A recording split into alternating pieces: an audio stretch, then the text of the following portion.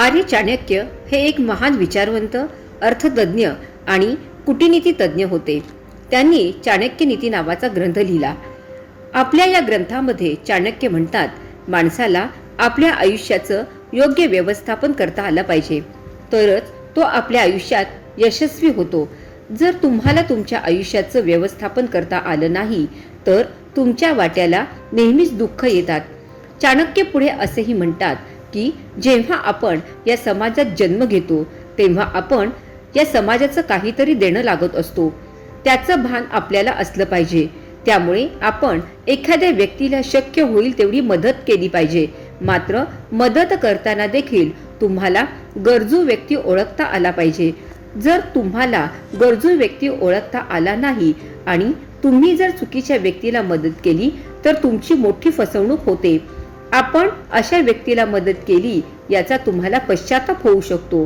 त्यामुळे कोणालाही मदत करताना सावध असलं पाहिजे असं चाणक्य यांनी म्हटलं आहे. चाणक्य पुढे आपल्या या ग्रंथामध्ये असेही म्हणतात की तुम्ही आयुष्यात कोणतीही चूक केली तरी तुम्हाला एखाद्या वेळेस माफी मिळू शकते. मात्र एखादा व्यक्ती एखाद्या संकटात सापडला असताना त्याच्यावर कधीही हसू नका. ही तुमच्या आयुष्यातील सर्वात मोठी चूक असेल. कारण जर तुम्ही अशा व्यक्तीवर हसत असाल तर अशी व्यक्ती तुम्हाला त्याच्या आयुष्यात कधीही विसरू शकणार नाही. ती व्यक्ती कायमचा तुमचा शत्रू बनेल. यामुळे कधीही कोणाच्या दुःखावर हसू नका.